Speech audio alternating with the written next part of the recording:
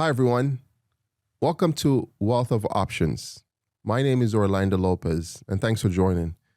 Now, in this series, I want to break down something that affects almost every Canadian, whether you're 30, 40, 55, or even already retired. And that is the massive shift that we've seen in retirement planning over the last few decades. Now, a lot has changed quietly, and it's left many people wondering, when did this all get so complicated? So today we're going to start with the root of it all, the move from defined benefit pensions to defined contribution pensions. What does that mean? Why did it happen? And why does it matter to you? So let's dive in. Let's rewind a bit. If you think back to the 70s, the 80s, and even into the early 90s, retirement was actually a lot more predictable. Most people stayed in one job for a long time, 20, 30, sometimes 35 years. And if you worked for the government, a utility company, a large corporation, you very likely had something called a defined benefit pension, a DB plan for short. What did that mean? Well, it meant your employer promised you a specific income for the rest of your life after you retired. Now, the amount was based on your salary, your years of service. It was all calculated. You didn't have to worry about what the stock market did. You didn't have to worry about outliving your money. It was all structured. Your biggest retirement decision was basically, when do I want to walk away? And you know what? That system created a sort of psychological peace. People felt taken care of. They trusted that retirement was automatic, just a natural transition after decades of loyalty. But here's the thing. The workplace changed, the economy changed, and the pension landscape had to change as well. By the late 90s and in the early 2000s, companies started moving away from defined benefit pension plans. And it wasn't because they didn't care about the employees. It was because defined benefit pensions became incredibly expensive and unpredictable for employers. Think about it. Your employer had to guarantee your income for life. That means they carried all the investment risk. If the stock market performed poorly, the employer had to honor the promise. The pension fund needed to stay fully funded forever. That's a big responsibility for a company in a world where economic cycles come faster, industries change overnight, people switch jobs much more often. So what happened? We saw the rise of defined contribution plans, or DC plans. Now, here's the difference in plain English. With a defined benefit plan, your income in retirement is guaranteed.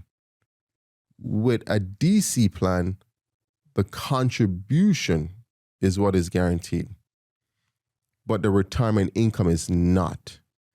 You get an account instead of a promise. Your employer contributes, you might match it.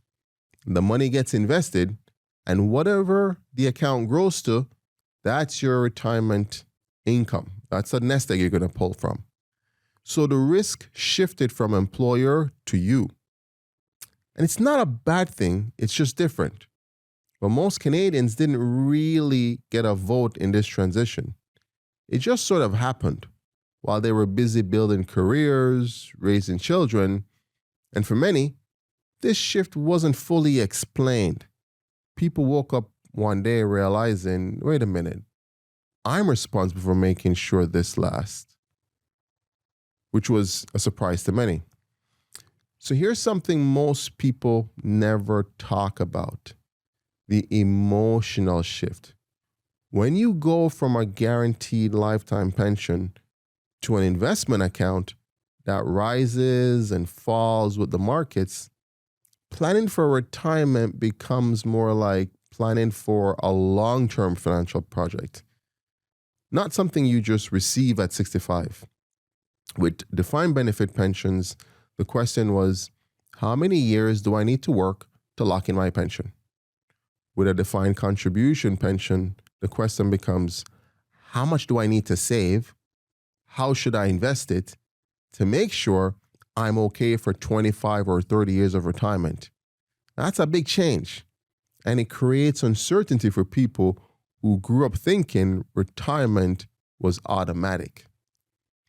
Now, you might be listening right now and thinking, okay, Orlando, I get the history, but what does this mean for me today? That's a fair question. It means that retirement today is no longer something your employer manages for you. It's something you have to plan for intentionally. It means you need to understand your pension options. You need to keep track of old accounts, especially if you've changed jobs. You need to make sure your investments match your goals, and you need to build your own retirement income machine instead of relying on one employer to do it for you. It also means that every job change, every layoff, every career shift, it all affects your retirement trajectory more than it used to. And honestly, that's why many people feel overwhelmed with financial planning today. It's not because you're doing anything wrong. It's because the system changed around them gradually. And no one handed them a new playbook. So that creates the uncertainty. Now that's where we'll leave this episode. This is the foundation, understanding the shift from defined benefit to defined contribution is the key to understanding why so many Canadians today have multiple accounts, mixed plans, old locked-in retirement accounts scattered across institutions, and why planning feels more complicated than it did for our parents' generation.